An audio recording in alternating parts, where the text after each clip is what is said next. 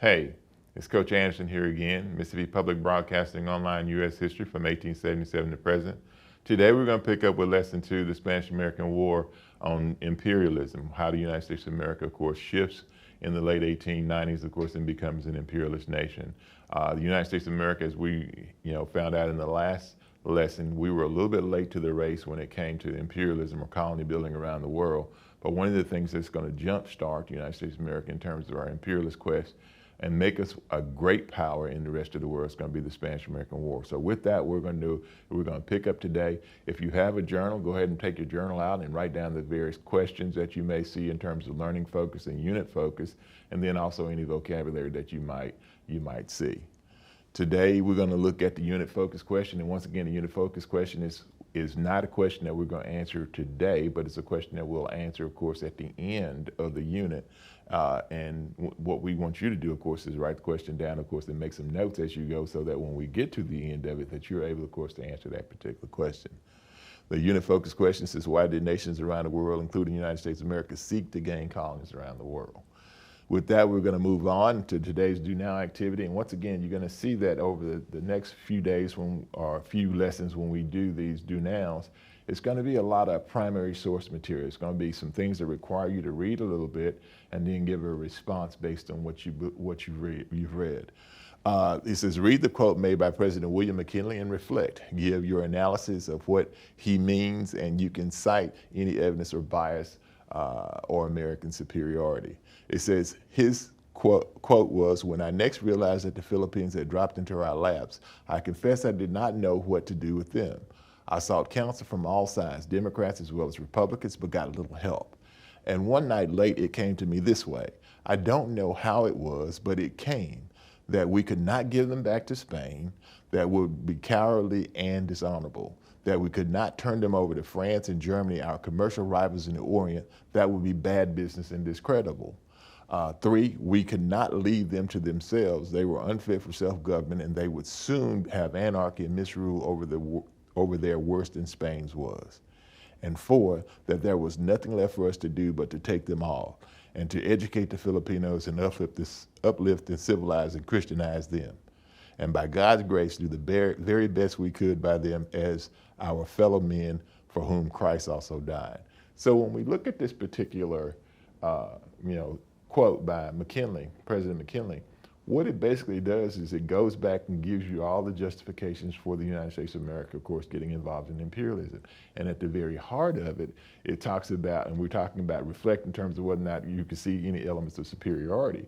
What he assumes is that if we gave the Philippines back to the Philippines after the war was over with, then they wouldn't be, of course, to take care of themselves and rule themselves. So it's the responsibility of nations like the United States of America, of course, to come in, supervise them, and help them because it was our burden, or it was the country's burden. So any of the white civilized nations, it was their burden, the white man's burden, particularly, to make sure that they were civilized.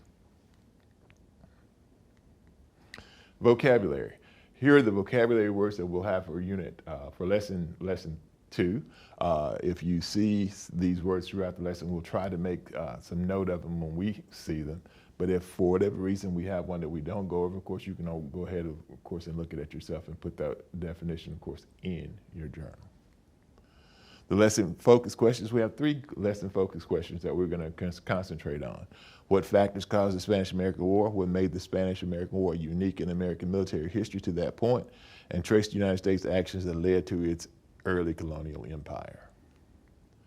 Prelude to the Spanish-American War. Close economic ties between the U.S. Caused tensions between the United States and Spain.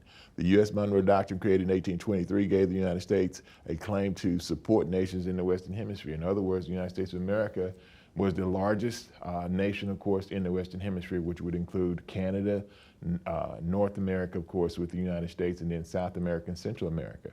So in that region, of course, all of the islands, of course, throughout the Caribbean.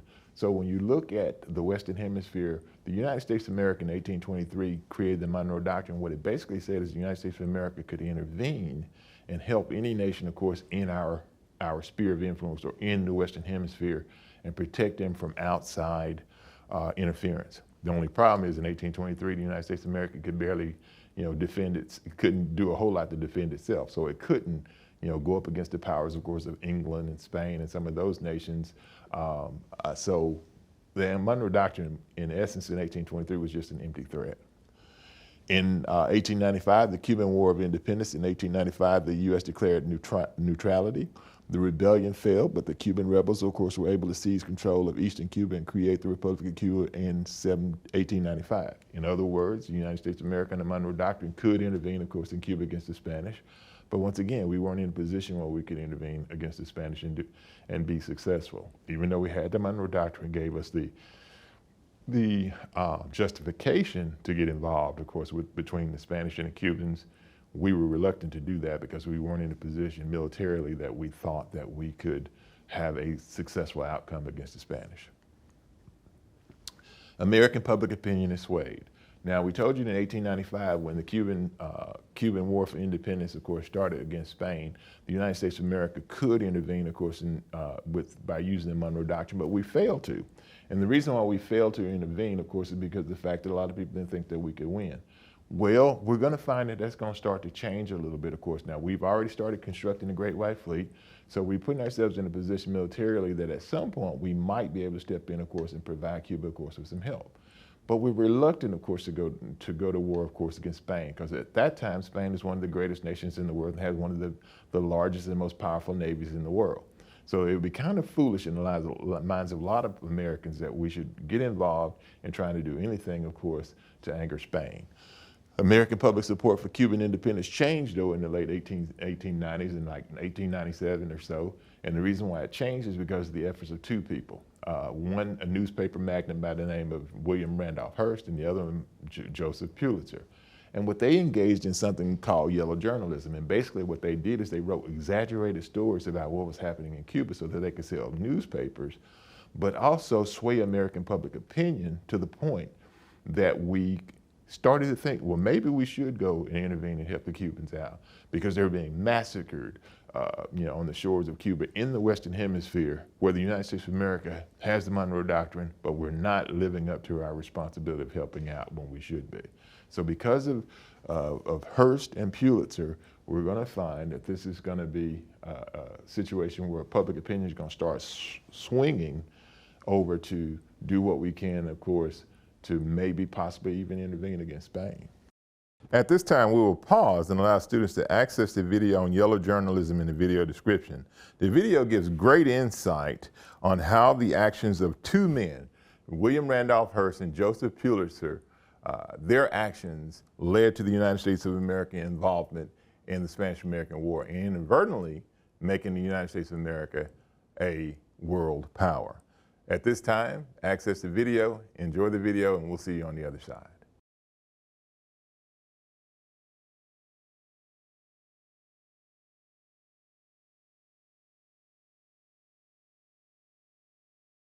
Here you see the two instigators, the two people, of course, that engaged in yellow journalism. They become very, very wealthy men because of these exaggerated stories, of course, that they write. William Randolph Hearst on the left, and Joseph Pulitzer, of course, on the right. When you look at Hearst and Pulitzer, they are single-handedly responsible for influencing or pushing the United States of America into fighting the Spanish-American War.